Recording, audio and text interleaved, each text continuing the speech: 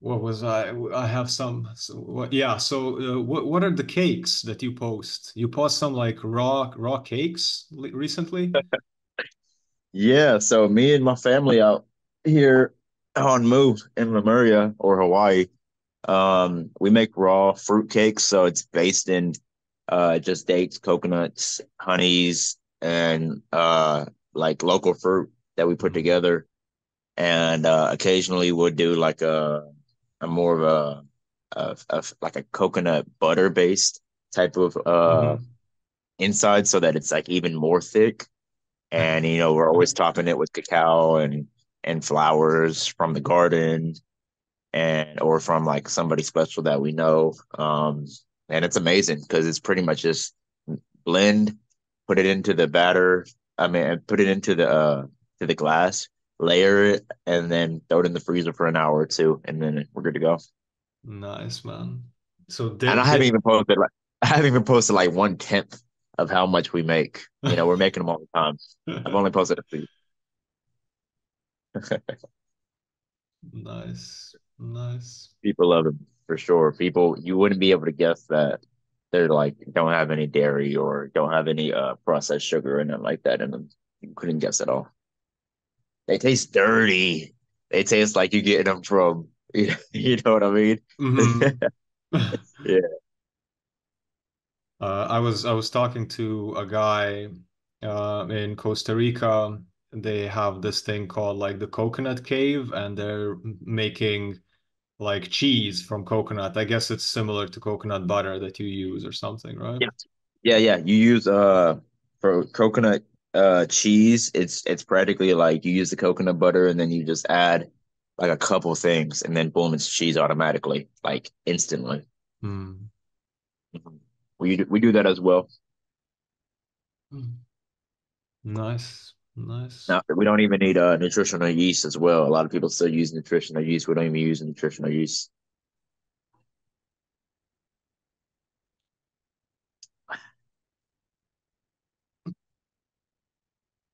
So how's life in Hawaii these days? What are you guys up to? Well, I'll speak for myself, then I'll speak for all of us. Hmm. Like I've been on a mission to promote paradise awareness for at least 5 to 7 years, right? At least as long as you knew me. Hmm. Uh, I've been on that mission to promote the kingdom is within, the paradise on earth is within, and so forth and so on. And so that's already been my thing. So when I actually come to paradise like Hawaii, it's just amplified, Hmm. to the max. 95% to 99% of people out here uh do love it out here, but they still don't have the paradise within fully embodied. So they still go through the same shit as most, I mean, the same stuff. I'm gonna keep it child friendly. The same stuff as most of uh the world does in a lot of ways. But when you start from within first and then can go to paradise and just like match paradise's frequency, man, Hmm. it's a different world. It's a whole different world. It's literally walking on heaven daily and being able to play with your genes and play with upgrading your dominant and recessive from your recessive traits into dominant traits and such. It's so much more easier in an environment that's epigenetically Hmm. promoting that as well. So me and the family out here, we've gone through some not necessarily ups and downs, just ups and plateaus of Hmm. just being like, okay, boom, we're just grounded.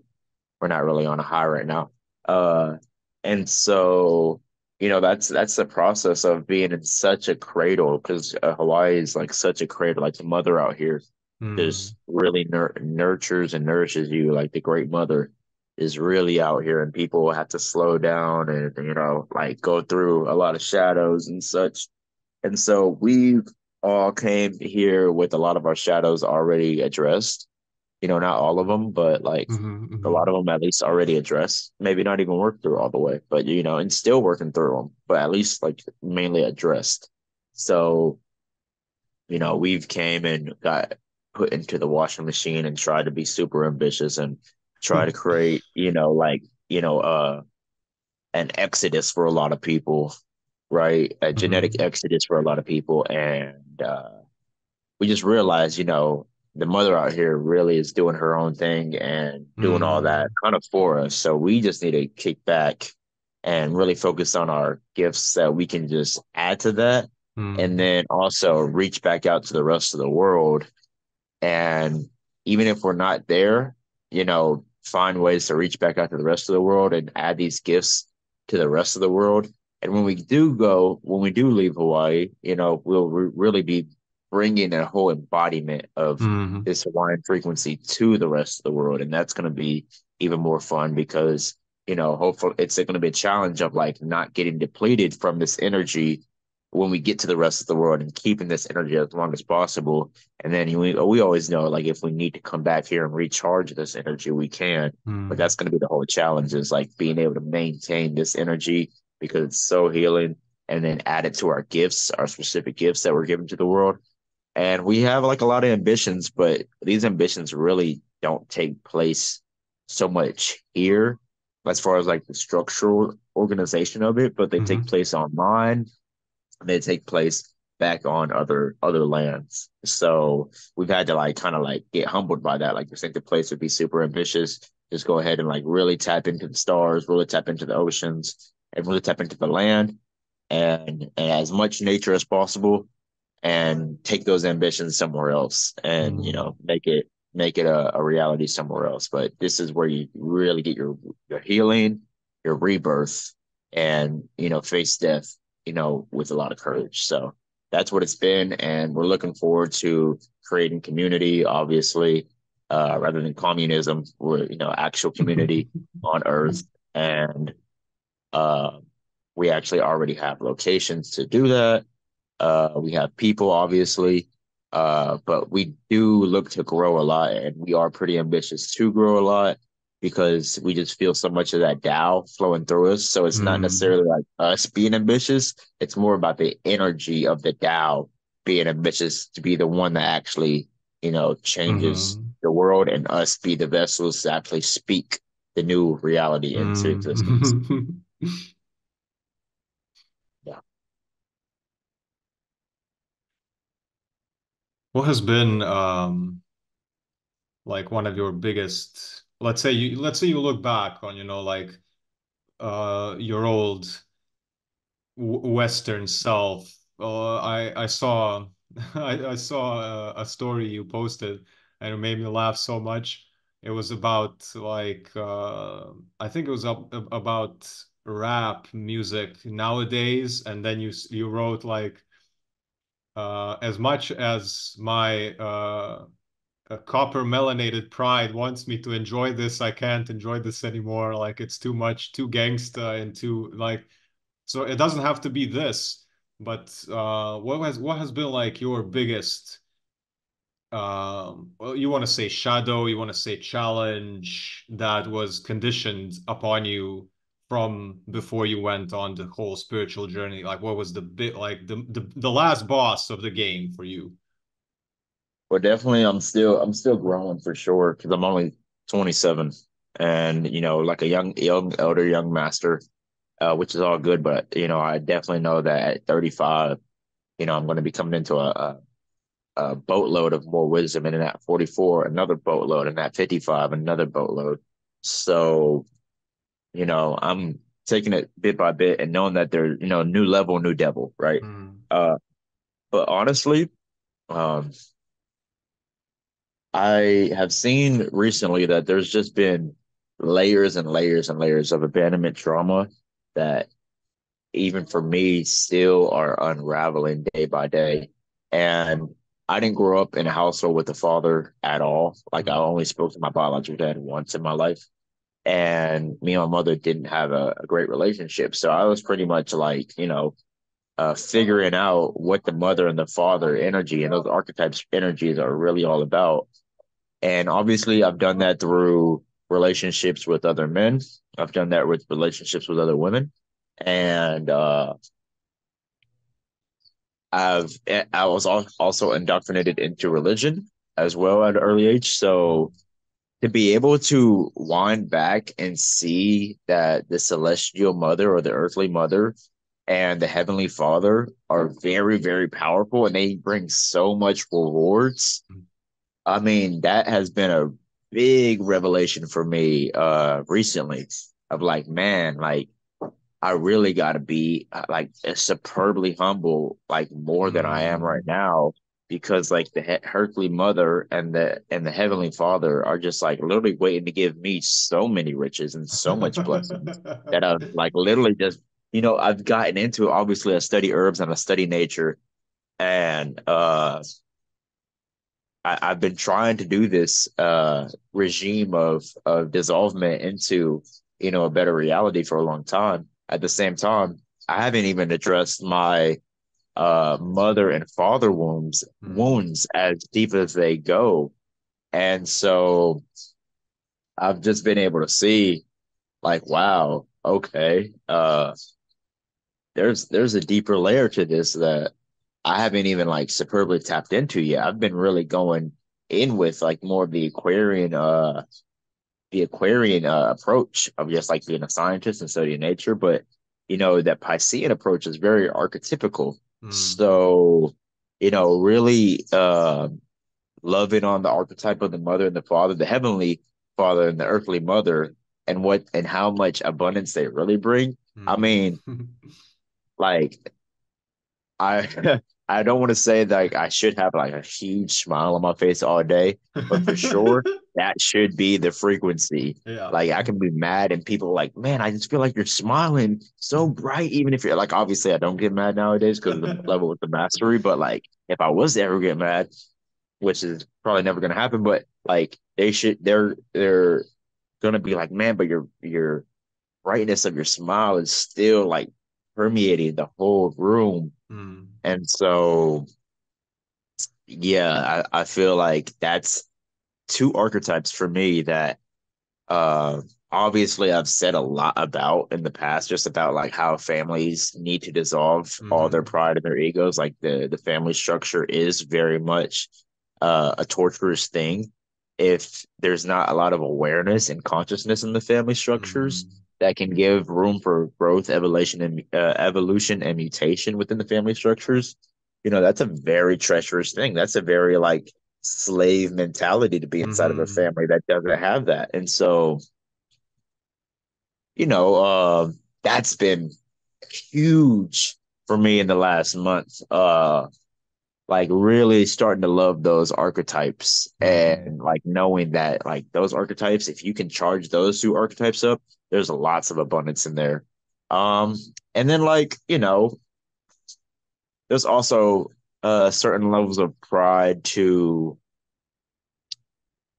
uh pride to not understanding the world for where they are at.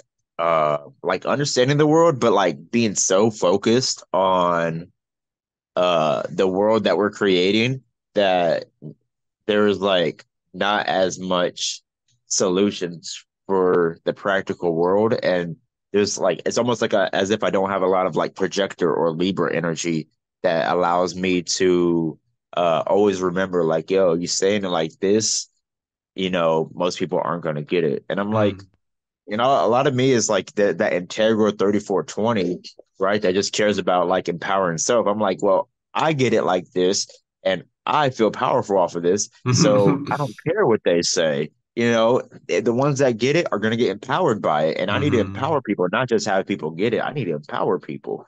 So there's been a little challenge with that, and just not necessarily a challenge, but just humbling with that. This is really just for me as you drop the ego to where it's supposed to be at in alignment, because the ego is just something that protects you just a little bit. It's just like a tool, it's a program, it's an app that just Mm. protects you a little bit. But a lot of the times it's became the boss, Mm.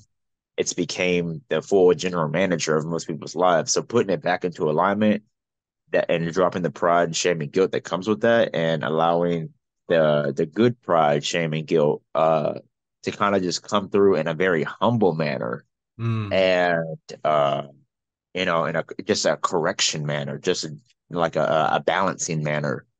Hmm. There's been a couple things that have came up recently, and just been really good reflections of me being more in a rush than I even know. Hmm. Because that's where what it really comes down to is that rush energy, because that rush energy is stemming from the ego most of the time more than anything else. Like, we got to get this done because I got to get Hmm. this done. Cross of planning. Hurry up so Hmm. we can create this. Hurry up so we can create this. You know, that's been very humbling recently. And I feel like you might even have a question for me that I can go deeper into that, but I'm just going to leave it there. The first thing that came was when you said um, everything about mother and father, that the abandonment level of things has been kicking my ass for the whole past month, like really, really looking into what have I been trying to do for the first 30 years of my life just to keep my parents around and then keep other people around. And then it turns out that I'm trying to get validation from them, but I don't validate their life. So I'm actually trying to get validation from people that I don't want to be like. I don't want to have their lives. So why do I want them to validate me? Like they're not even in my level of, I wouldn't discern them as them being as healthy. So why do I need them to affirm me? So I understand everything you said. And then the second thing that I resonate with is when you said, even when I'm supposed to get mad, I have a smile on my face. And that's such a beautiful thing I've been feeling the last few, I don't know how many months, maybe weeks, I don't know, is that whatever happens, I'm kind of able to observe it with this humility you're talking about. Before I would get angry or I would be impatient, and now I just know, oh, this is all part of the story. Like Mama Gaia's got me, or like you say, Father, Heavenly Father's got me. Like there's something in this for me, so I just need to just breathe and wait. And then the final thing is somewhere way back, I don't know when. I think it was a story of yours where you wrote down something like you can feel that some people carry silence even when they're speaking, and then some people are screaming even when they're silent. And I believe that this is yeah, this is what I feel is like even though the external I might be rushing and screaming and whatever, but inside there is silence. And like Netero when the old when Killua grandpa in Hunter x Hunter, when he explained how Netero has all that power, he says his nen is very quiet. And now I keep it like, okay, I'm gonna keep it Zetsu, I'm gonna keep it low, I'm gonna keep it, wait for things to crumble, but that's a different story. So you said you think I have a question for you regards to something?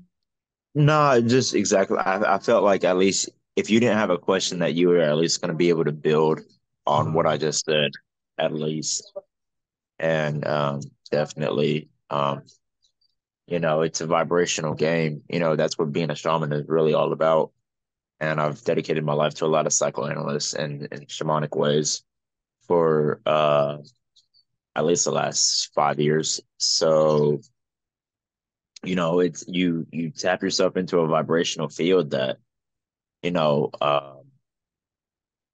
people are at different levels, and certain levels might have them speaking a lot, and you are able to tap into, well, wow, this person's words are very eloquently said, because you can tell there's not like a lot of like things happening within his body and his mind. Like, there's not like a whole bunch of background noise in his mind, and there's not a whole bunch of like uh acidosis trying to hurry up and become alkaline, as fast as Mm. possible, because the body's so sick. And there's not a whole bunch of like mucus like rushing to get out the body. And there's not a whole bunch of toxins that are just like floating. But like, you can feel certain levels of people's just, okay, boom, I'm really in the moment. I really am desireless.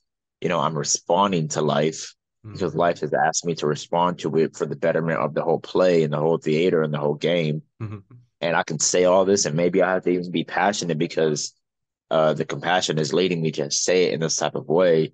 But as a shaman, you can feel like, oh, they might be, being very passionate, but that passion is coming from stillness, and then vice versa. You know what I mean? Mm-hmm. Most people, the reason why they don't know how to meditate, even if they've been trying for years and years, is because they just don't have a certain level of stillness embodied yet. Their cave is not that deep. Their inner cave of consciousness is not that deep yet, and they haven't like been like a digger of gold to really like get deep into that cave. So they're trying to be still, and they're trying to find clarity inside of great words and works and poems, and it only can go so far because there's only so much room to work with. And so it's definitely some wisdom for whoever's listening to this. Mm-hmm. So definitely keep going and look for guidance and help. uh when it comes to all things, like we get a lot of support. We can have so much support. People are really just scared of support, Mm-hmm. really scared of support. And that's the ego that is the one that is scared of the support, but we can really get a lot of support from a lot of people. Like, don't be afraid to constantly invite people into your life to help you out and support you. Mm-hmm. Like, this is also a big lesson that we are going through in this, Mm-hmm. last couple of like super shadow years before we just move into like the regular shadow years starting in 2027. We're in this super shadowy phase, and a lot of people don't have the the mindset yet of being able to really know how to ask for help from a Mm-hmm. tribal field. And they feel like if they offer the invites too much, they're going to get exhausted. And there's a fear inside of them that, like, one day I might just really get exhausted by all these fears. I mean, all these invites, and then I'm going to be looking dumb on the back end. And, you really got to just sit with that and be like, bro, invites aren't nothing. Like I'm inviting people to really just build with me. You're not inviting people just to help you because woe is me. You're inviting people to build with you because you know that when you're more empowered, Mm-hmm. they become more empowered because they enmesh in the quantum field with you, and now they get at least the minimum of gratitude. If you're not Mm-hmm. able to give a person like an investment of tangible resources back, you can at least charge up the morphogenetic field with gratitude in between the bridges of y'all's connection. Yeah, like you said, I'm not inviting you to I'm not inviting you to carry you. I'm inviting you to to build, like to co-create at least. Maybe it's not going to be 50-50. Maybe I see potential to empower because I'm also like I have 2838 as my only channel. I'm a pure individual. I'm also here to just empower by being. And I feel that, okay, maybe in the beginning it's not going to be 50-50, but maybe I see that fighting potential. Maybe I sense the spirit. Let's pull the spirit out. Let's do something like in the long term. And that's how we defeat the rushing to yeah. And I agree on the tribal. And that's a whole topic. And I know you speak a lot about family, and you've spoken a little bit more here. Um, do you have like, does anything come up for, I know you're focused on like creating curriculums and stuff like that. So do you have any visions? Let's say if we remove human design, if we remove gene keys, we're on the same wave when it comes to this. I can tell by the language. I mean, just by resonance, by everything. Um, just your own perspective, your own vision on like how it's gonna how do you feel it's gonna look, these future communities that are gonna be like way different and aligned, and what comes to you? What comes to me is communities having children for the communities more than parents having children just for the parents and just for the bloodline. That they are currently still not assessing like that, because pretty much bloodline, actually, if you really look at bloodline, Your bloodline and your blood family is people that actually have more of a resonance in the genetic spectrum on a cellular level and on a level of blood hydration and circulation and mineralization, Hmm. right? So we consider family members, you know, the people that we have memories in our brains with to be our bloodline, and that's okay and that's cool. But on an actual level of epigenetics, you know, if you were to leave that family and really have a whole different diet for 7 years, live in a whole different location in the world for 7 years, and really clear out your mind of that memory for 7 years, you would actually be more resonating with other people on Earth that done that same thing, and that would be more of your that would be more of your blood family. Mm. Then and y'all would carry more of a bloodline from wherever y'all feel like y'all came from before this lifetime, or just not even linear. You know what I mean? So Yeah. that would be more of like, you know, soul family, soul tribe is what creates the community. But there would need to be more of a structural understanding that uh you know, yes, there should be a certain level of creative pride that comes with parents making a child, but there is so much pride in like, oh, this is my baby. I've, my baby, and it's like, no, that ancestor. So if we were to all portal, like, let's say we get 16 of us, and we're like, yo, let's portal in the ancestor, right? And then an ancestor comes down from the skies, and it's like, yo, I'm about to come to y'all, but I'm gonna have to come through a baby. You know, Hmm. that's the way that I can only come to y'all. We would have to be like, okay, well, the parents that make this baby definitely don't need to be like, oh no, this is my baby. You know, wait. We channeled this ancestor together Mm. to come and teach us all these divine codes, you know, because the babies are like a baby in a womb is so healthy, and we are looking to increase our health in so many different ways. They're healthy Mm. mentally, they're healthy physically in a lot of ways.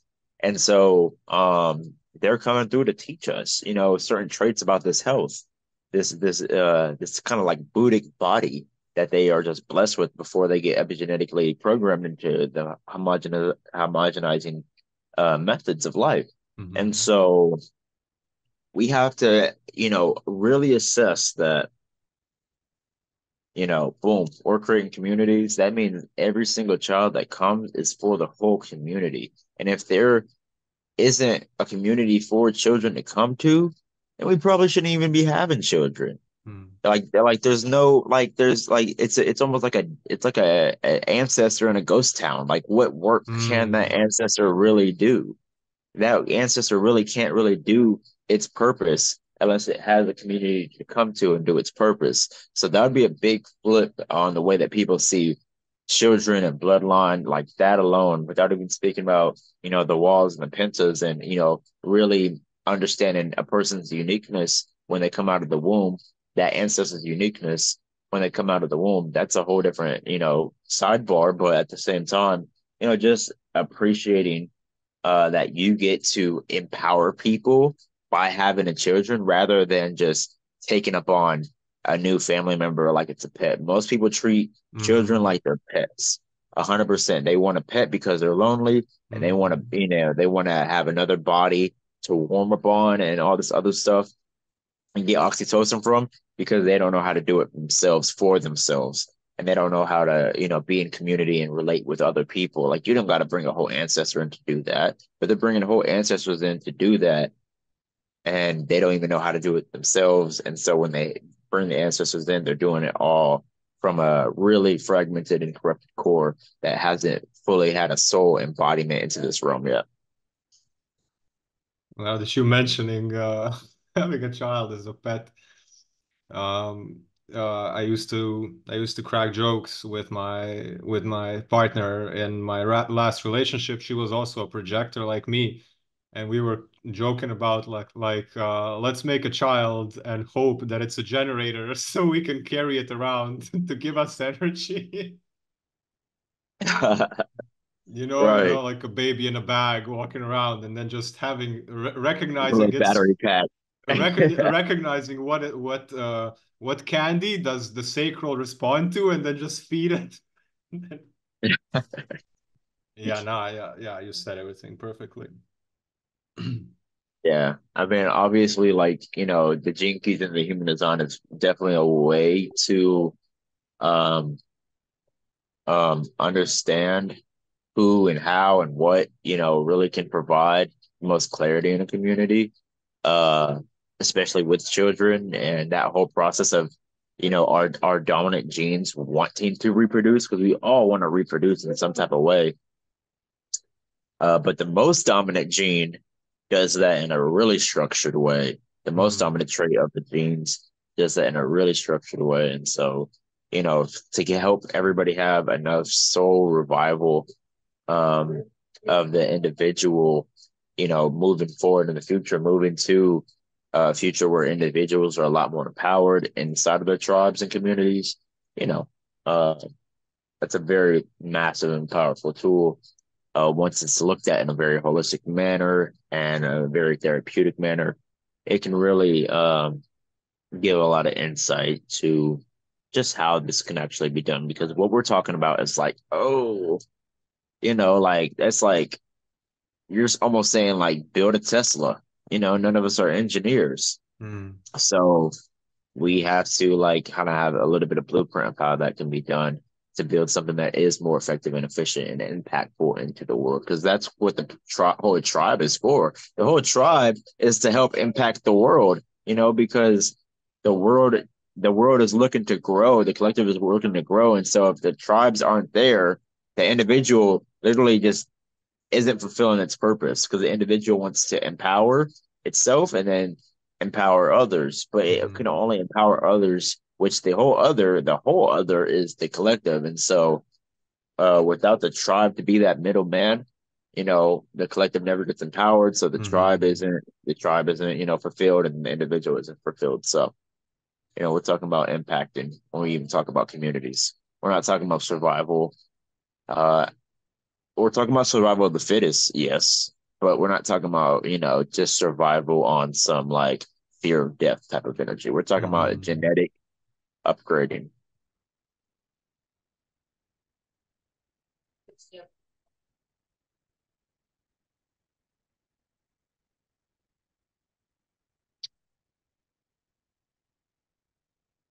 Are you there? Can you hear me?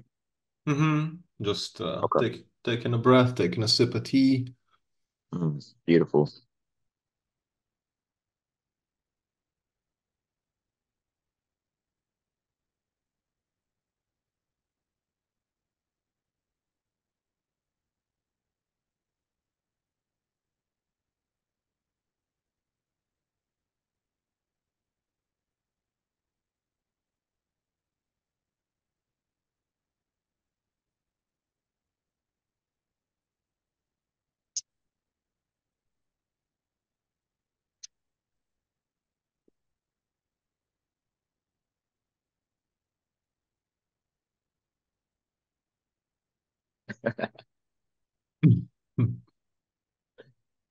And for anyone that hits that might have hit home too much with, I definitely want to encourage you to just definitely, like you said, take a breath, take a sip of tea, find your inner heat, find your inner power, and make turn it into a laugh because laughing is known as a whole breath.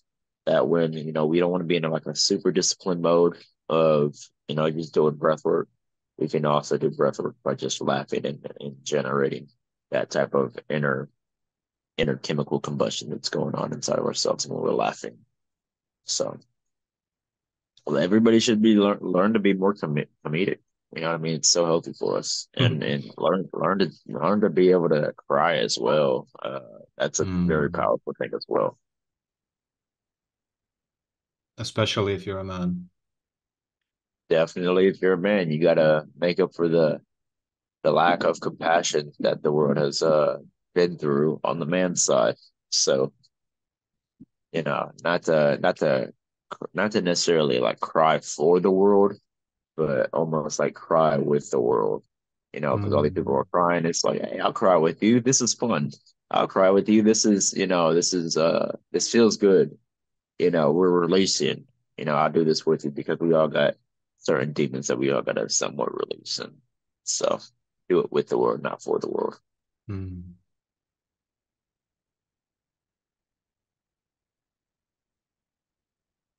Now that you are in the comedy realm, I've been looking for some good stuff to watch, to laugh. So let me just give you background. So I like stuff like Bill Burr, Bill Hicks, Louis C.K., Tom Segura.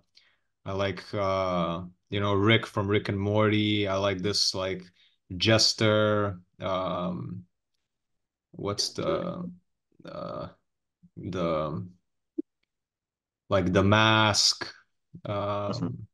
um, Jack Sparrow. So this type of archetype humor, more dark, more like social commentary, really hitting the nerves of society.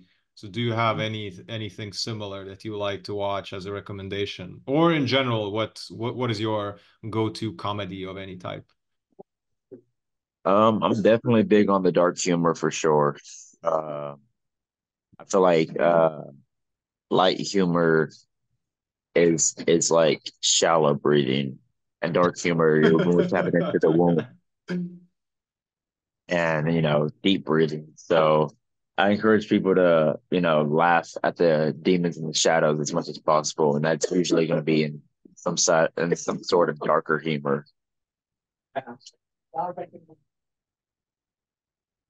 Um, I'd say I'd say anybody that can make jokes about sex is great.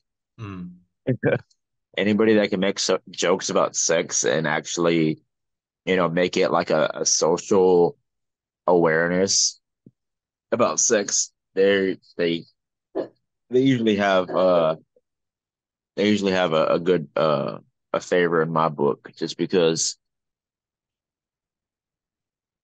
sex is the biggest egregore on earth with mm, porn and everything that comes with mm, that. So I definitely love when people can make a joke about the porn reality and how that plays out because I've definitely just dealt with so much liberation of my own psyche about sex. So I can only really appreciate when people have like a dark humor mm, quote about sex that's not like, too weird, but it really hits home and really like, oh, did you hear that?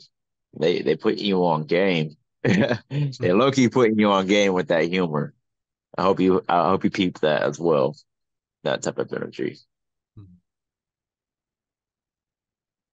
Yeah, that's been one of my demons, like porn, for many years. And then after quitting weed and after quitting video games and a lot of other addictions, alcohol, the food and everything, and I also removed that. And it's so twisted how much the porn industry and then the whole makeup industry and like when I just see what modern women are trying to become as the standard of beauty, as in the outside appearance, as in this strength that is not real strength, not in a man, that's not real strength, let alone in a woman who has real strength in a totally different reality, actually innate in them. And then when I see what porn has come to, it's like just a mechanical, yeah, you know what I'm talking about. So Mhm. I know I follow and I see that you share a lot of this sexual humor and I enjoy it. And so it doesn't have to be humor, just since you're a generator and since you have this a lot of awareness about the tribal dynamics and a lot of experience with relationships and all of this, whatever comes that you want to share right now, please speak. Okay. Yeah, I would definitely just say that, awareness of how big of the porn industry is and an awareness that porn industry and all things that comes with porn comes with like so much baggage. And so, all the pretty much all the shadow frequencies and the gene keys, look at all the repressive and reactive natures. I would say 66% at least of all those frequencies of reactive, shadow, and repressive natures are all 66% of all those. Like all of them in general, but like 66% of the whole frequency of all those comes from porn, comes Mm, from that type of thought about the womb, comes from that type of repression inside of our possibilities to communicate with each other, comes from that that that programming to release our fluids mm, and the way that that's happening, and that programming to not be a massage, not be a masseuse. Like take a step back from sex for some years and learn how to massage somebody, mm. please. You know what I mean? Because that's what's supposed to be happening. And inside of that, learn to work with energy, bioluminescent and bioconscious energy that's emanating from our bodies. The fields, the aura around our bodies. The closer we get to somebody, the more heat is created. And so learn to work with that heat and learn to like really feel that heat inside of your massage sessions. And then Mm, obviously, if we're talking about tantra and all this that we're leading up to by even talking about that, we're talking about being able to work with it so much that so much love can be generated, mm, and love can be the base of our communication in those sessions. And from there, you know we use love as a martial art. Like, oh, have you heard mm. about that martial art called love? Oh yeah, it's great. That shit charges me up. I love love. That shit can charge me up so much. And that's a whole different reality from the notion of, you know gangbangs and running trains and piping hookers and prostitution and that reality that most people carry into the way that they relate with other people Mm, on a day-to-day basis. If it's the opposite sex, then they're working with attraction frequencies that are coded and tainted in all of that type of energy. And so that's all they kind of know because they haven't took the years out to learn how to massage. They haven't took the years out to learn qigong. They haven't took the years out to know about the thrusts and channels, i.e., in Kundalini. And mm, so without all those, you really don't get to experience love and then use love as a type of tantric martial arts to charge you mm, up to make sure that you can sink your divine cosmic mind deep into your jing and shoot it back up and exchange with the divinity from inside of our bodies to the outside of our bodies and outside of this realm that we think with our prefrontal left-branded reality, and we can actually get into the right-sided mind and its infinite expansion, and mm. work it back and forth so that we can bring solutions to our individual reality, to our tribal reality, and to our collective reality.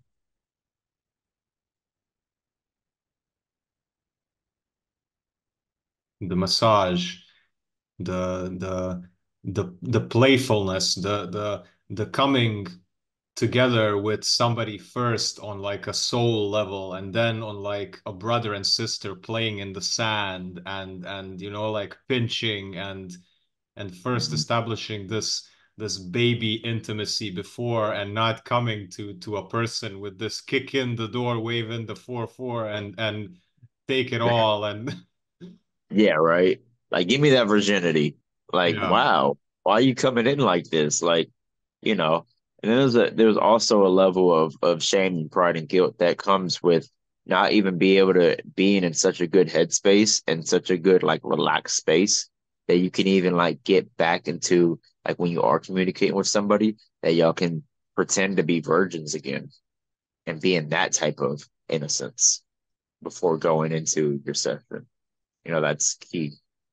And that, yeah, that comes with a lot of like um, not easy, but I would say specific physical stuff. Like if your colon is really full, you're just going to be on edge all day wanting to release, and you're going to want to release your fluids, but actually you just need to go and take a shit and then it'll be fine.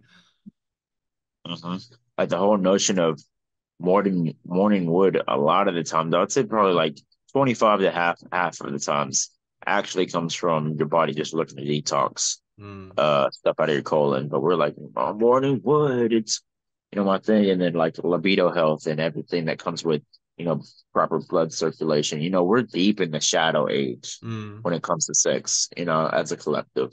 It's a lot to talk about with that. And like I can't even think about how much there is to talk about it. I would just have to be in the conversation and watch it all come up and be able to articulate it multiple times in multiple ways in multiple fashions as much as I can and drill it into people's reality. Like, yo, we are deep inside of some shadowy shit mm, when it comes to this, because it's such a like the Buddhas use tantra to be able to burn their DNA. mm, They use tantra to be able to burn their DNA, and that was like their main purpose of it, so that they can actually enter into different realities. Like they can play VR with their mm, bodies. They can play VR in different worlds with a different body with their bodies.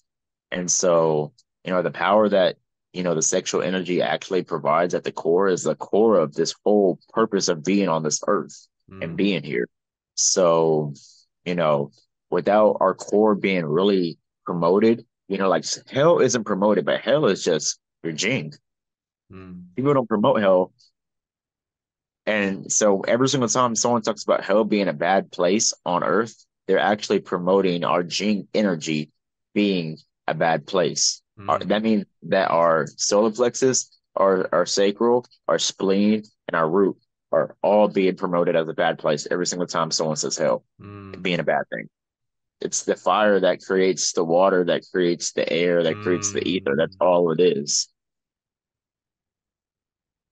Yeah, I feel that as because I have the root and I have the spleen and this fighter channel, it makes me, it's not the sacral, but it keeps me needing to use it. When the root says go, you gotta get up and do martial arts, you gotta do something with it. Otherwise the Right. pressure just blows my head off. And Right, because it is the pressure center. Mhm. And what I feel is that, like you say, it's promoted as hell. It's promoted as I feel all this electricity that if in society around people, if I just make a little movement that is using a little bit more of that pressure, like people's nervous systems explode. They're like, what the hell is this? So it I need to be Zetsu Zetsu for all that don't know what Zetsu is. If you're not into anime, it's like suppressing your energy so it's not sensed by other people. And Yeah, I can totally testify to what you're saying about it's promoted as hell, and then that's where all the toxic masculinity comes from, the but you can't it's we are spiritual beings, but we're also material beings, we're also physical, and there are so many things that cannot get done in the physical. You can't build a house without actually making noise while you're chopping the wood, while actually having some disturbance. It can't be everything cannot be without shock, and I also have the 51 for the shock. So I totally understand this notion of hell and how how it's being demonized, where it's actually productive. It's actually going towards something, but I guess the collective is so stagnant that even the slightest iteration into change, into the burning of the DNA is no, no, no. yeah, exactly, exactly. And it, like I said, it's a super shadow age that we're in until 2027. And from 2027 to 100 years after that, there's just going to be more and more awareness of these things. Like people are like, no, no, no, now, but then in 2027, there's going to be more of an awareness of like, okay, I'm saying I really want to say no, but tell me more. I really want to say no, but just tell me a little bit more. And as time goes on, they're just going to be like, all right, tell me a little bit more before I say no again. I really want to say it, but actually, entertain me with this for a little bit. Yeah. And that's where people will be at. Like I don't want to say that I've been disagreeing with this all this time. So can I accept it somehow, but not really, but yeah. Hmm. Let's go on that topic about disagreeables. Uh, so there's a notion that pretty much people live in that quote unquote egregor that they think is called hell on earth anytime that they don't agree with something. They're morphing themselves into being a disagreeable. And being a disagreeable is also like the same notion of like being a devil or a demon or so, because uh demons are just angels in disguise, Mm, and angels are angles of light in disguise. And so angles of light are like the 64 different gene expressions in disguise. And so anytime that you disagree with anything in life, it's because you're not looking at life through the lens of all that I just spoke on, through the lens of, hey, this person's truth is still truth. Like truth is just truth. You can't mm, differentiate truth. What you can differentiate is a gene expression and a specific fractal bending of light of that truth. It's a gene expression of that truth. And so this is the one thing that the world just needs to like, not needs to, but like when we get into more of a golden age or a silver age, there's going to be no more disagreeing. Nobody will ever disagree with anybody on anything because we'll mm, all have the reference and the notion of like, oh, this person's truth is just bending light in that way. mm, It's not mm, like it's different than my truth at all. So when you disagree with anybody about anything, you're disagreeing with truth itself. You're saying truth itself isn't truth. And that's pretty much like it's an oxymoron that just gets you into this confusion in general. And so, learning people learning to not be disagreeables in life is such a key thing, because now you can just see like, oh, okay, boom, you're expressing it like this. I can see exactly that repressive or that uh reactive and shadowy gene expression mm, that you are expressing it like this, and it's not effective and it's not efficient. I'm not going to disagree with you. I'm going to say that I'm going to let you know that there are gene expressions that are more effective and more efficient, and you can express it in a unique way as mm. well.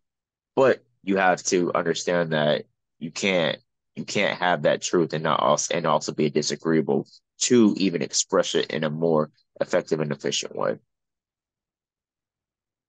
To me, it's like you and me. You say, "Hey, my name is Rave," and I go, "No, no, you're not. Your name is not Rave because my name is I Create Lines." Like it, Exactly. yeah. Exactly. And just getting to that level of inner neuromelanin to be able to see that, like, okay, I'm being disagreeable right now. Why do I disagree with this person?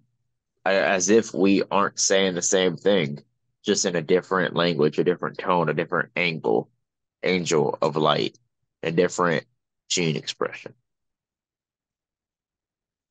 I think Combination of gene expressions on top of that. It's combinations. That's how we all are so uniquely differentiated. It's combinations of gene expressions, but there is only like 64 different gene expressions uh, that have three different main categories of frequencies. what. Sorry.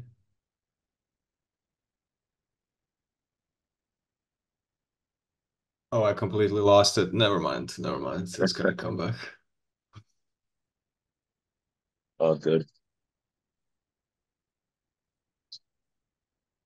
We've already definitely said a lot, so this is good that we're going to get this on the Hmm. platforms.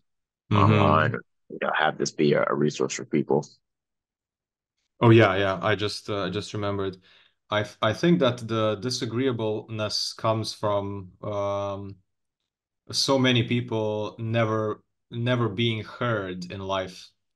I see this with people that I do like one-on-one stuff with and like group stuff, and I see that, let's say couples. I had a couple where they would hop on the Zoom and I would observe them, projector stuff and listen and see their dynamic. And if their whole dynamic shifted, they used to, like you say, like they disagreed with each other, but it's just your truth and my truth through different lenses. Right. They changed their whole dynamic when one of them got the time and space to actually finish their sentences, like, and I was there to listen to them. And then Hmm. just 2 or 3 or 4 or 5 sessions afterwards, they are new, completely new being because they were able to structure themselves by speaking. They had somebody actually finally appreciate what they had to say. And then Hmm. there's no disagreement anymore. And that's why Hmm. also, like you say, if you like really go into therapy and people don't understand the angle of therapy where it's not about just somebody giving you the tools. Maybe the other person won't give you anything, actually. Maybe you will come to me to therapy. I won't say even a word, and you're going to go Hmm. away and you're going to be a new person. You're not going to know why, but it doesn't matter. It doesn't matter because you were actually able just to see somebody listen to your whole story. That's something that's so new in so many people's lives. Like it was Mm, just 3 days ago or something like that. This girl told me her whole life story, and she's never spoken that whole life story to anyone in her whole reality hmm ever before. She's never had somebody that had the ability to agree hmm and not be disagreeable to hmm everything that she said about her Yeah. past and how it's created her perspectives now. She's never had anyone be able to sit there and nod their head the whole time and just say yes, yes, yes. Yeah, you think that was traumatic? Yes, it was. You think that sucked? Yes, it did. And just be there. And occasionally when there needs to be a joke cracked, they can crack the joke and go back to listening immediately because they have the capacity to hold and have an empty cup and just be like, yo, I have an Mm, infinite empty cup. Just drop all of your past mind, your whole brain, your whole hypothalamus, your whole hippocampus. Drop it, drop it into, drop it into the well as much as you can. mm, And they've never had that. And when they do that, they get to be like, damn, I've never even thought about my whole past like that much.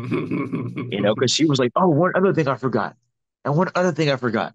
I was like, like, and it was like big things that she was like bringing up because she's never been able to she's only been able to like give like little segments and segments here and segments there to people. So it's never been a holistic transmission. And once people are able to really get holistic transmissions from their ajna and their crown out through mm, and they're able to feel with it, like send it down to the root and actually like let it come up as well through the throat, they're mm. transformed. And that's the whole notion of therapy that I've been getting like blessed with being able to see. Like I can say a lot, obviously, but if people are already full, they Mm, ain't got nowhere to put mm, it. mm, mm.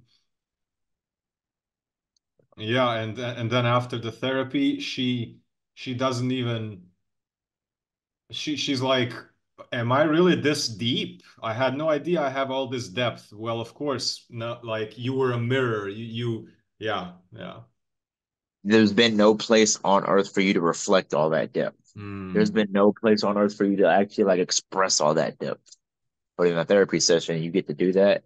And, in the last couple of days, she's been just telling me how good she feels and, that she feels her heart, like, that's always scared of being heartbroken, like, just feels mm, so patched up and it's just growing and expanding because she feels like now inside of her own self. she has a place to reflect all that depth Wow, inside of her nice. own self. Because, this whole reality is a reflection of her. So if one person in her reality can reflect that, yo, Hmm. inside of you somewhere you can have, a depth to reflect on all that at once in a whole transmission, then that's just a part of her that just has never been online and activated. That is Hmm. now online and activated without me even saying anything. I get that with the spleen a lot with people that are also splenic that just listen to or watch videos or just when we talk, they just come and they say like just by, conversation and the way that you navigate reality, something inside me has come online and I say, yeah, that's the spleen. Yeah, yeah, it's definitely the spleen. The spleen holds all of our past lives inside of it. All the billions of past lives that we lived, it's hidden in the spleen. So Hmm. there's a lot of inner, inner like parts of us that are empowering that is just waiting to come online. Spleen.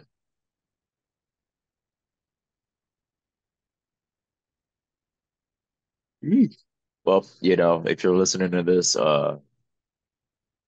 me and my brother here, we both offer therapy.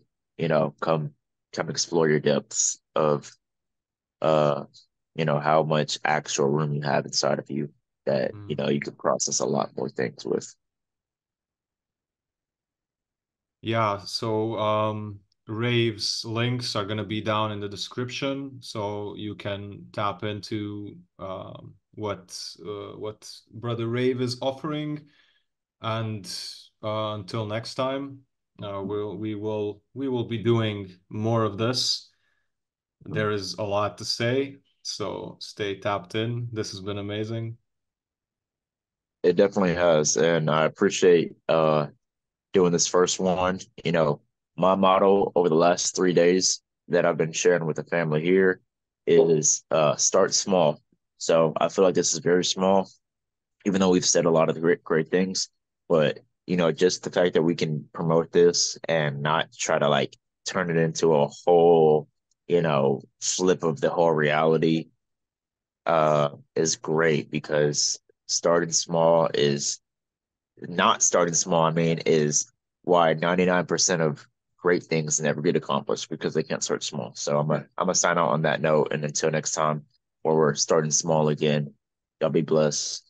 Um, be grateful for all of your connections, your loved ones, your family members, all things in your reality. Charge up your field with that Mm, gratitude and that attitude. And cheers to it and rejoice and praise the fact that you can charge up, your field with gratitude. okay. Difficulty at the beginning, right? That's a gate. Oh, yes, indeed, it is. Man, shouts out to the I Ching. Shouts out to the Gene Keys. Shouts out to Hubertson. Praises and cheers. Difficulty at the beginning. Praises and cheers. Peace, health, and abundance. Welcome to the channel. Subscribe, like, leave a comment below, ask a question, or share your story. Check out my audio courses: Human Design Basics, Intermediate and Advanced, Human Design Projector Masterclass, and Elemental Balancing course. You can listen to the first lesson of each course for free. Once purchased, stream as much as you like and learn at your own pace. Check out the testimonials from happy students. Join the League of Wanderers community. You can join on the weekly community and support calls.